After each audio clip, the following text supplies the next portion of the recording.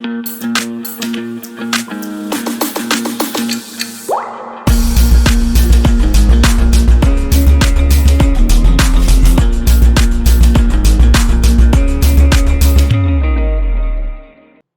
Everyone, welcome back to the layman way, जहाँ पे हम सीसैट का डेली डोज देते हैं आपको 2 क्वेश्चंस का, ताकि आपका टच बना रहे सीसैट से और सीसैट आप इग्नोर ना करें, है ना।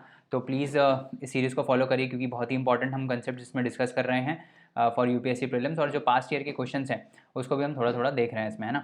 तो जो भी इंपॉर्टेंट कंसेप्ट हैं वही हम इसमें डिस्कस करते हैं और कुछ नहीं करते हैं, और आपको इससे ना अप्रोच पता चलेगा कि क्वेश्चंस हम करते कैसे हैं, क्वेश्चंस को करना कैसे है। So please follow this series, and if you are new to this channel, do not forget to like, share, subscribe and also recommend these lectures to your fellow aspirants as well. इसके साथ साथ हमने master CSAT का एक challenge launch किया हुआ है, जिसमें हम आपको चैलेंज करेंगे कि आप 7 डेज़ में उसको कंप्लीट करके दिखाइए, है ना।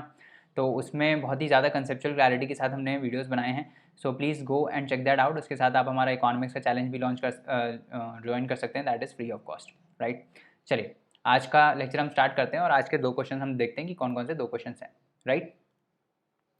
आगे बढ़ते हैं। अब ये देखते हैं क्या बोल रहा है, ये वाला क्वेश्चन क्या बोल रहा है। ये वाला क्वेश्चन बोल रहा है कि a piece of tin is in the form of a rectangle, ठीक है। तो एक पीस है टिन का जो एक रेक्टेंगल के फॉर्म में है, इस टाइप से, having length of 12 centimetre and width of 8 centimetre, ठीक है। This is use to construct a close cube, the side of the cube is. तो देखो, अब साइड ऑफ क्यूब निकालना है। इससे हमने क्या किया है, इससे हमने एक क्यूब बना दिया है, इससे एक क्यूब बना दिया है, ठीक है। तो इस क्यूब का जो सरफेस एरिया होगा और जो इसका एरिया होगा वो दोनों बराबर होगा। तो इसका एरिया कितना है, 12 इंटू 8।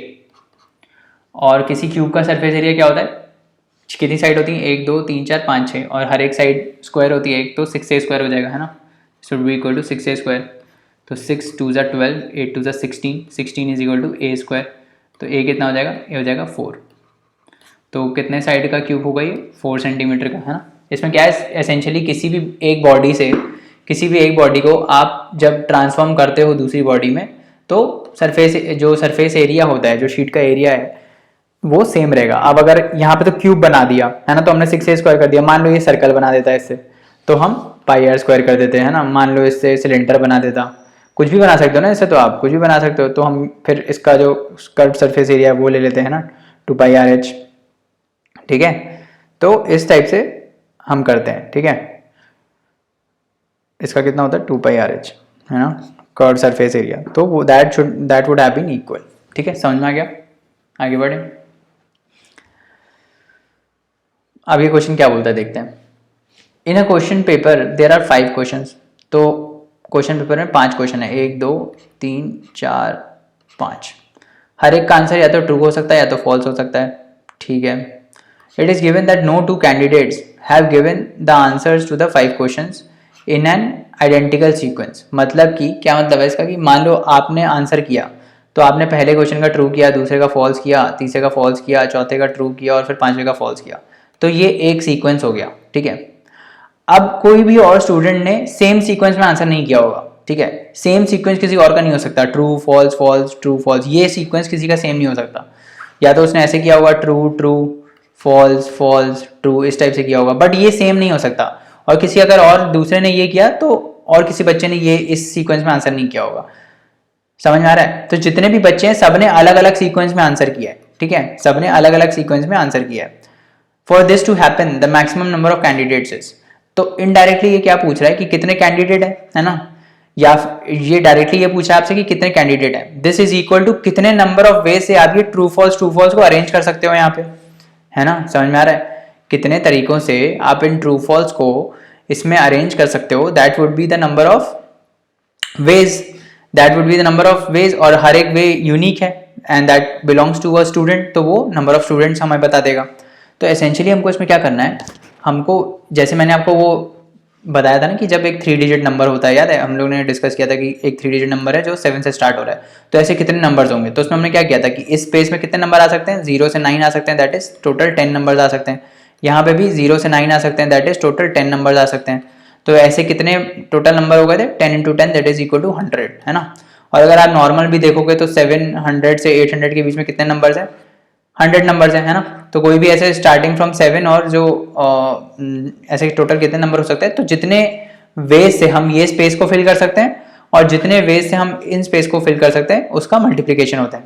और ये मैंने बताया भी था कि ये मल्टीप्लाई क्यों हो रहा है ना, हमने डिस्कस किया था कि ये मल्टीप्लाई क्यों हो रहा है पिछले लेक्चर्स में, ठीक है।